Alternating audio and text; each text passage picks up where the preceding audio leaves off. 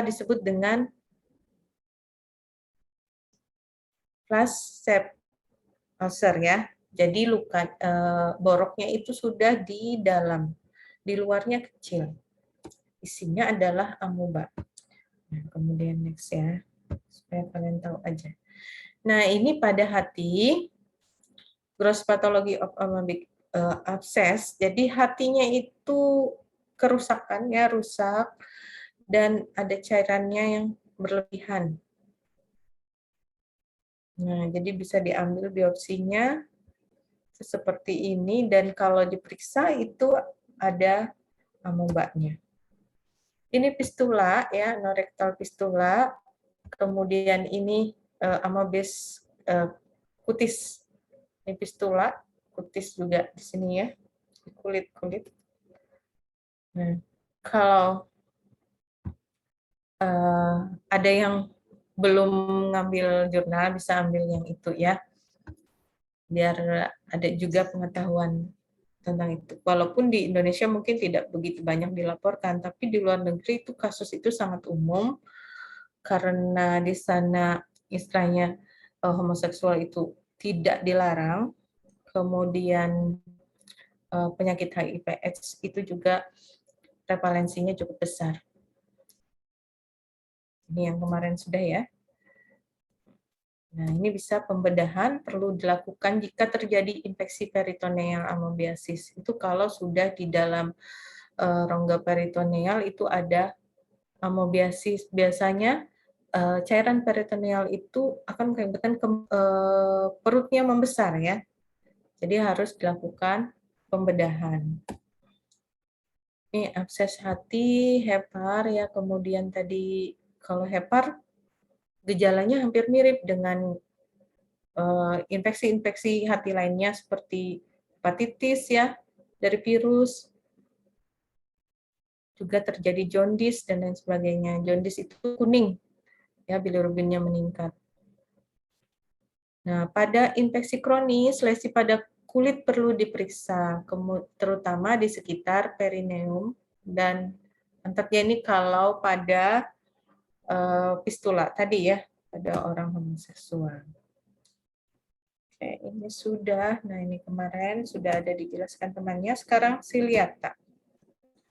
Siliata ini yang paling patogen hanya Balantidium coli. Itu pun Balantidiatis ini sebenarnya tidak murni dari manusia ke manusia, fekal oralnya tidak seperti itu. Jadi lebih ke zoonosis dari hewan ke manusia ya. Morfologinya adalah tropozoid dan kista ya, tropozoid dan kista. Ini paling besar, ukurannya hampir seperti ukuran telur cacing.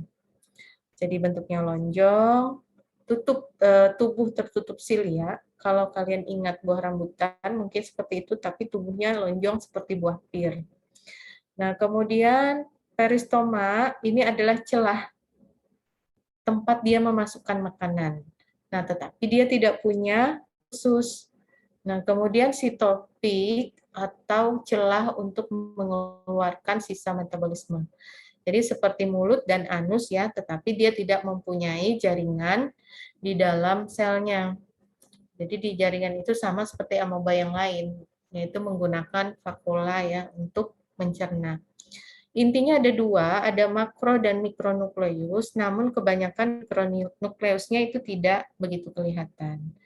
Nah, berbeda dengan kista, kalau ini tadi seperti buah pir lonjong ya, kalau kista itu bulat. Bulat seperti bola ya, ukurannya diameter 50 sampai 60 mikron. Sitoplasmanya granular, ada granulanya, ada mikro-makronukleus juga, dan dindingnya tebal atau dua lapis ya. Reproduksinya adalah binary transfer fission, tapi yang membelah itu adalah tropozoid. Infeksi jika tertelan kista, ya kista infektif seperti ini. Nah, ini siklus hidupnya sangat simpel, jadi hanya orofekal dari oral ya, dari mulut dari kista infektif ini masuk ke saluran pencernaan, kemudian dia invasi sampai ke kolon. Kolon itu ya di sini.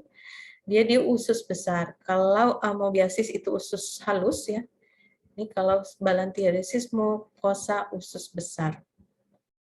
Nah, akhirnya keluar bersama feses baik itu tropozoid maupun kista.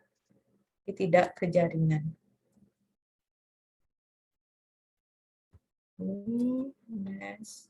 Nah, usus atau kolon mengalami ulcerasi atau luka seperti amoebiasis juga, pendarahan, pembentukan lendir, ya.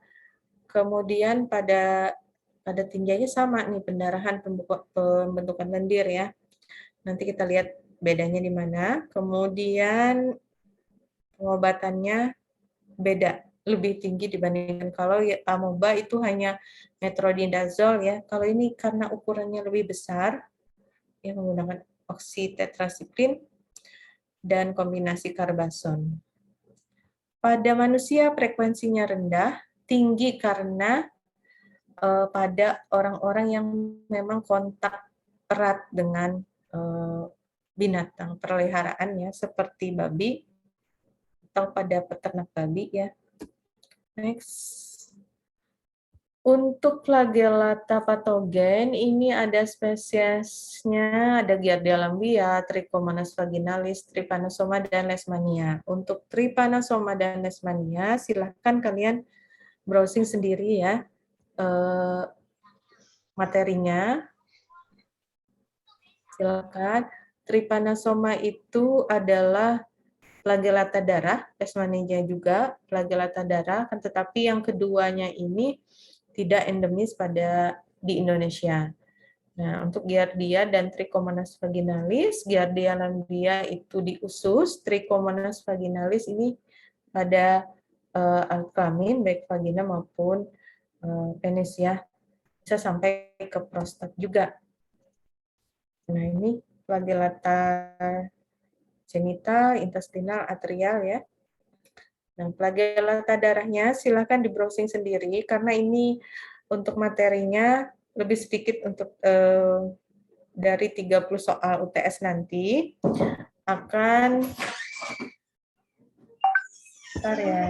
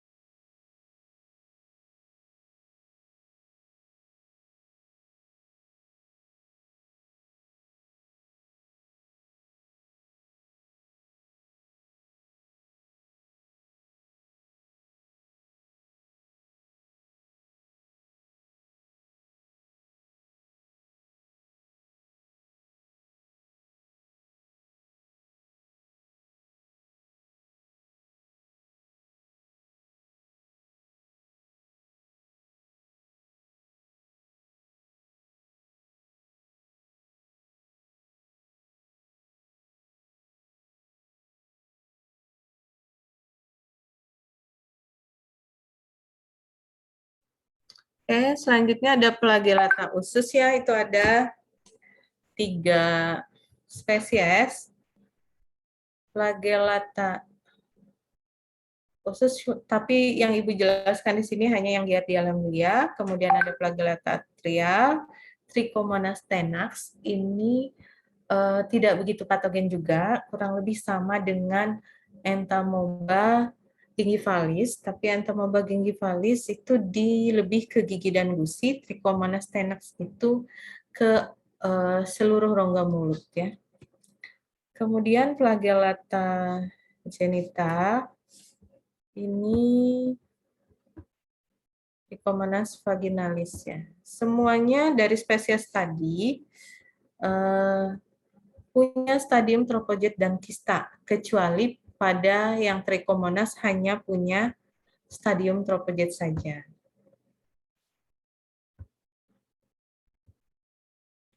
Trichomonas vaginalis ini bentuknya seperti buah pir ya, lonjong, ukurannya kecil, 13 sampai 18 mikron. Intinya satu, dan letaknya itu di bagian anterior. Flagelnya ada 4 di atas ya, di anterior, 1 di posterior. Nah, ini bentuknya, 1 di posterior. Kemudian dia dibantu, pergerakannya selain flagel, dibantu oleh undulating membran. Yang ini, yang kode UM, itu adalah membran bergelombang. Kalau seperti pada ikan pari atau cumi-cumi ya, itu biasanya ada bagian yang tipisnya di tepinya. Nah, itu untuk membantu pergerakannya. Penyakitnya adalah vaginitis, bisa uretritis, prostatis vesikalis, bahkan bisa sampai, karena dia bergerak ya, kalau pada reproduksi wanita, itu dari vagina dia bisa sampai ke atas, sampai ke ovarium. Nah, sehingga ini perlu dikenali.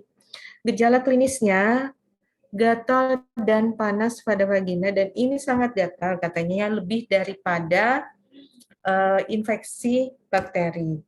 Nah, kemudian ada flor albus atau keputihan yang sangat berbeda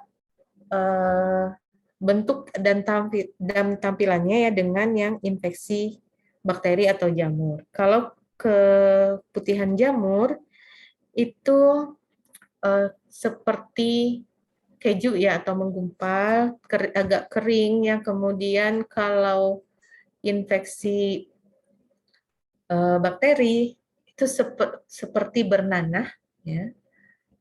Sedangkan untuk yang parasit itu berlendir dan pasti baunya sangat menyengat.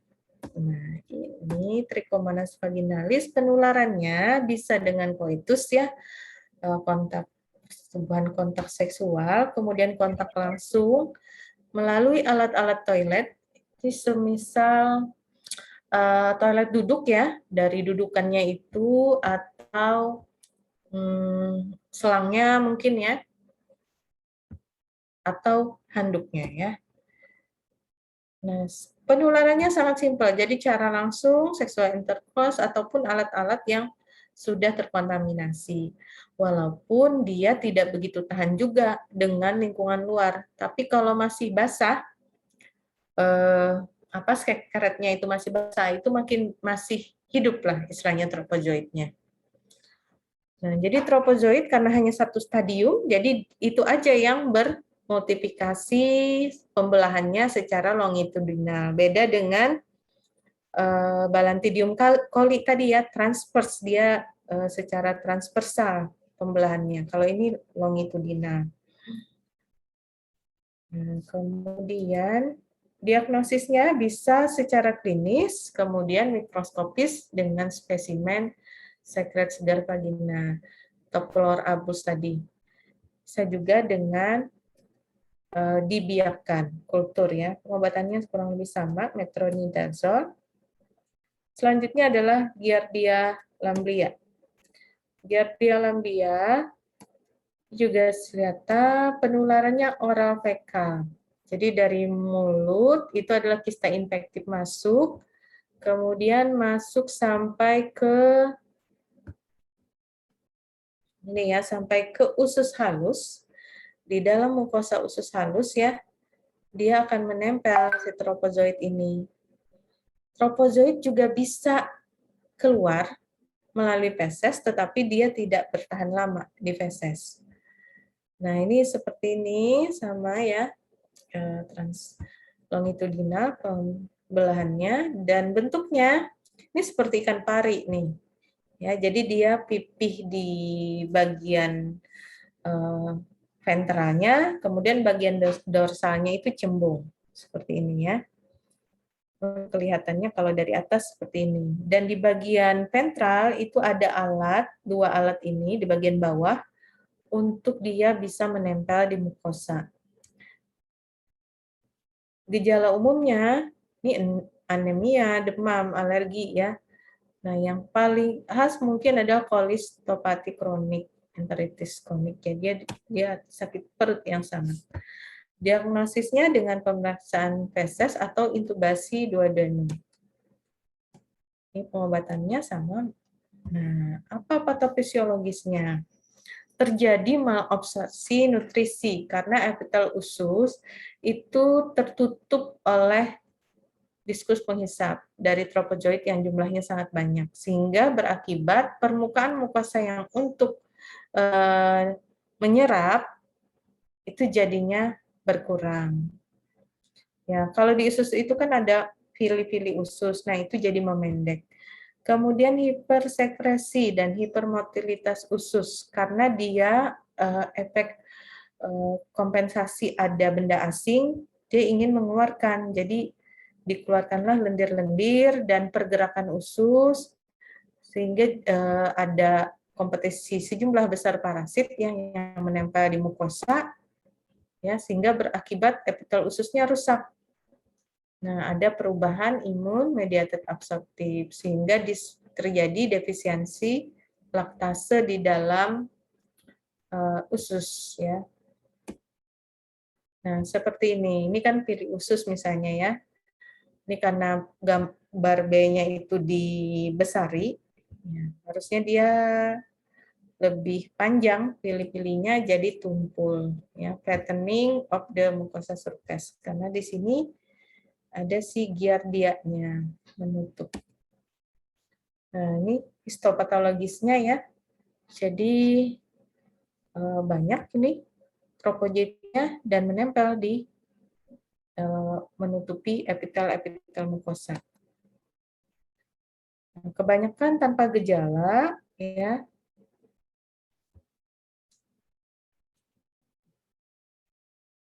Kemudian imunitas hospes dan virulensi strain-nya itu berkaitan dengan seberapa parah penyakitnya, ya.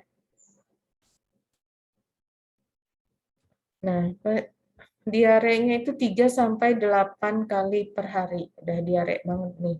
Dan tinggi atau feses itu banyak mengandung lemak. Makanya disebut dengan steator dan ini adalah ciri khas dari spesimen yang mengandung Giardia lamblia. Dan pertanyaan ini paling banyak ditanyakan saat UKOM, ya. Feses dengan ciri-ciri steator itu maksudnya apa? Nah, sangat jarang sekali, sangat jarang, ya. Kalau sangat jarang, sangat jarang maksudnya pada darah dan jaringan. Jadi dia tidak invasif seperti Entamoeba coli. Rata-rata sampai 10 minggu. Sama sih sebenarnya amoeba atau giardia itu biasanya gejalanya itu lebih lama. Diarenya pun lebih lama, ya.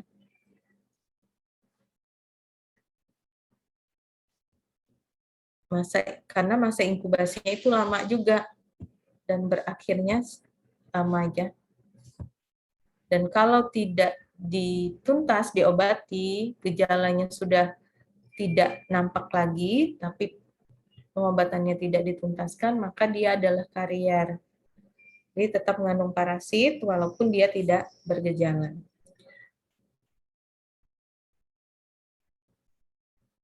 Nah, jadi gambaran klinis yang penting pada anak-anak, ini biasanya anak-anak cepat kelihatan gejalanya yang lebih parah dibandingkan orang dewasa, yaitu terjadinya diare, kemudian malabsorpsi lemak dan karbohidrat.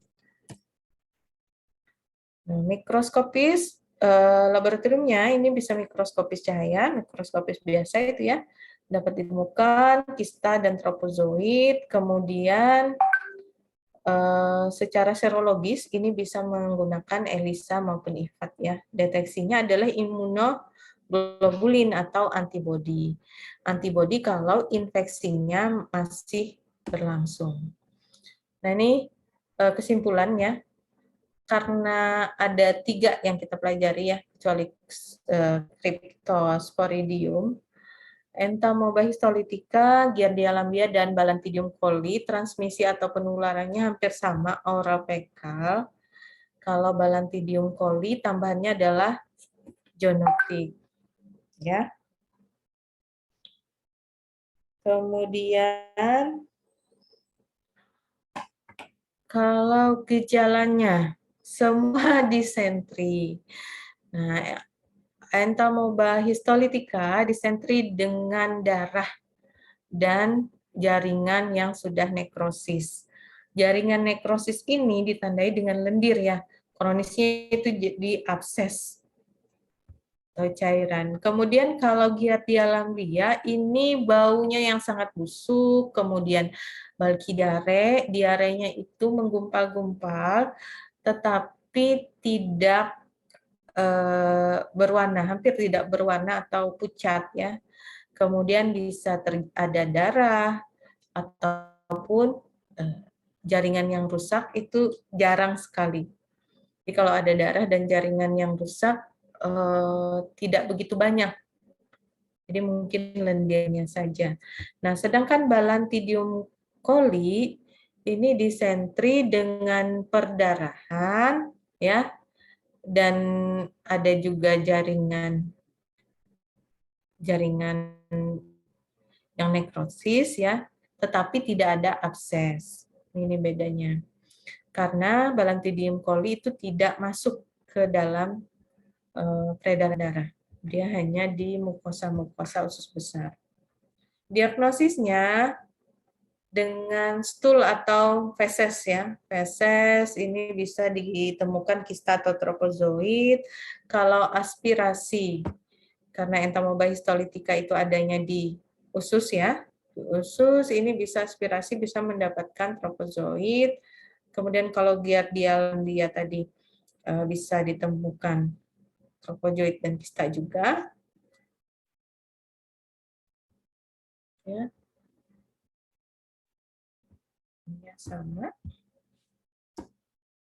Oke, sampai di sini ada pertanyaan. Oh, itu tadi. Oh, ya.